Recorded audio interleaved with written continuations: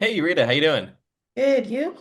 Good, I'm doing really well. What I'm gonna do is go ahead and share my screen because I made a little document. You see that screen here? Yes. Awesome. Okay. Basically, yeah. So I went over, I made a whole document. So I just want to confirm that the goals, that I got those correct. So obviously, number one is protect the hat. We want to just make sure the structure, everything is maintained. It doesn't get crushed during shipping. Two is look good. You obviously want the customer to like the packaging when it comes, feel some sort of an experience. Three is ship efficiently. It should be cost effective and also scalable. If you suddenly sell through your 25 batch and you need to order a few hundred of these packages, can you do that? And can you afford to ship them out? And if I remember correctly, you want it to be local within Canada. Is that all correct? Hmm. Okay, perfect. So I wrote down a couple packaging types that I think would probably be most relevant to you. First would be like a cube mailer box. This is just the most standard type of cardboard there is. This is an example here, and you might not be able to see it, but there's actually some print inside of the box. So it's cool because they're very customizable. You can print inside, outside of the box. Obviously, the more you're printing, the more color, the more sides you're doing, the more expensive it's going to be. But this is pretty protective. It obviously feels pretty premium. You have a lot of room for designs, but it does cost quite a lot per unit. The cheapest option would be what's called a poly mailer. I may have mentioned that last time. It's just one of these plastic bags. You probably got in like Amazon packages in this. Super lightweight. It's super cheap. What could help protect it a little bit more? Because on its own, obviously, there's nothing protecting the hat at all within the bag. You could use an insert. That's something like this down here, like a little piece of cardboard that would hold the hat in place, or Okay. even like one of those cardboard pieces that go inside the brim that you've probably seen on a hat before. Yes. So just something to help maintain the structure. Obviously, this does have the worst unboxing experience. If you're just ripping open a bag, there's not really much to appreciate or care for there. And then lastly is a rigid setup box. Think of like an iPhone box, like where it's just hard, like Hmm. cardboard. Obviously, iPhone is the like peak of that. But what's great is it's very versatile. It's the highest end. It looks great. You could even have like those like magnetic closes, whatever you think looks best. It's also reusable, so that's something too. Some people really enjoy that, so you could definitely put that down as like you're an eco-friendly brand if that's part of your customer profile. But obviously, this is going to be the most expensive. It's not ideal for mass shipping. It's great for influencer kits. If you're going to be sending influencers something really nice that they're going to be showing on camera, you definitely want the customer to, see that. And what's cool too, by the way, is all of these can vary a little bit. So you can get, this box is kind of in the middle. You can get that box with a really high quality cardboard, or you can get like a whole hat mold made out of cardboard that will fit inside of the, as the insert. So it just depends how how much you want to brand, how affordable you want to be, how well you want to ship. So now the strategy itself, like I said, avoid crushing the brim. You'd probably want to use a filler, some type of filler, whether it's like crumpled up craft paper, bubble wrap, anything like that, just to hold the shape as well. Because even if it's in a box, if it gets damaged, it's gonna, especially with a snapback, it's gonna they're a little bit more rigid. So if it gets pushed down or damaged, it's gonna keep that shape, and you don't want it to arrive, dented. Definitely do some test shipments. I honestly would even say more than like one or two. It's probably best to just send out a bunch, see what happens if there is a mistake, if there's any delays, just what it's like when it actually arrives.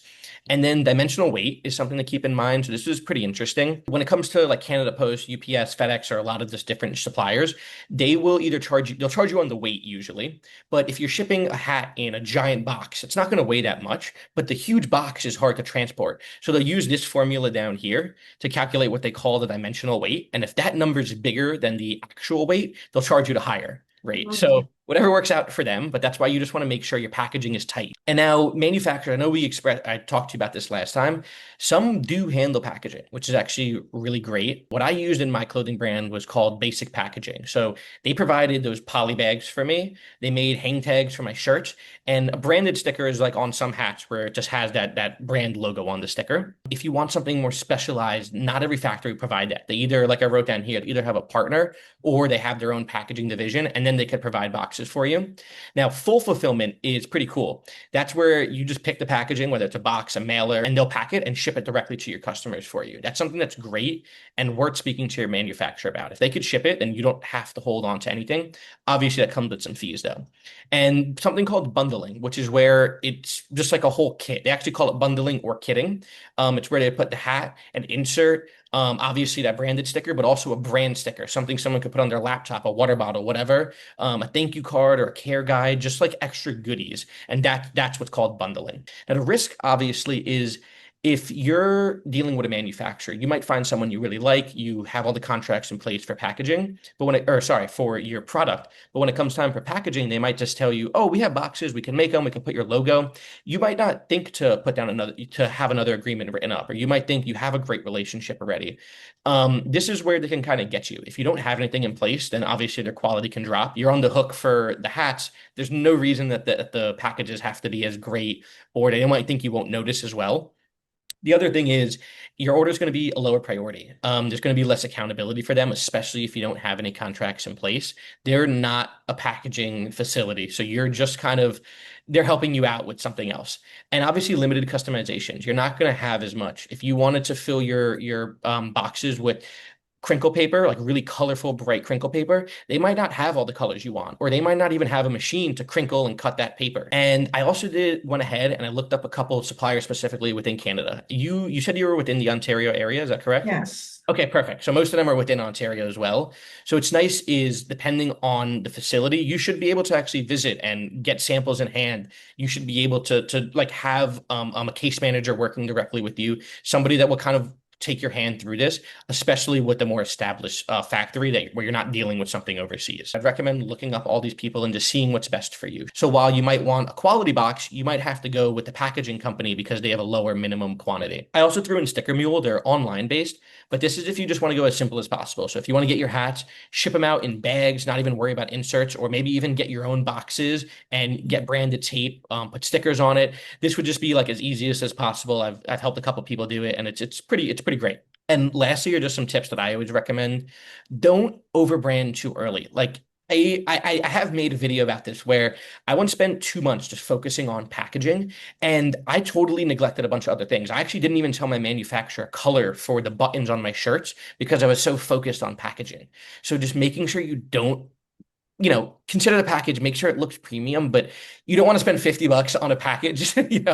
Make sure it's affordable. You can actually ship and again scale it too. If best case scenario you do really well, you want to be able to continue to ship these without suddenly having to take on a loan or something like that. Again, if you want to go with a cheaper option, get your own boxes and just get some branded tape. It's super cheap. You just have to seal the box with it. And I mean that's all Amazon did for years, It's still gonna get you where you want to be.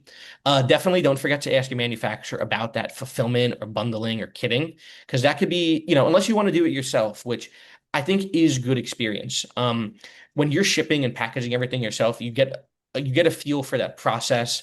You understand where you can make it cheaper as well. And you're also just saving money. Especially in the beginning, it might be best to just hold on to that, but it's worth it. If your factory can do that in the future, maybe once you're getting a couple hundred orders, you want to just offload that to them. And I didn't actually realize this till I did a little bit more research, but Canada has a small parcel specs like qualification. If a box is under a pound, it fits within these special parameters where you just get like a really great price. And even if Mhm. you're a little bit over that, you're suddenly in regular packages, which is a lot more expensive. You could just be like a little bit over the edge, and you're paying a lot more just to ship something. What's great about this too is the shipping is going to be a lot faster overall, but also if you do want to do international, it's going to be a lot easier for you. So those are all the main things I had written down. Is there any questions you have? Anything you think I didn't touch on? Anything that I can help you with at all? Well, your work is quite extensive, like far much more than I could imagine that it actually answers a lot of the questions I came with today. Awesome. Thank you.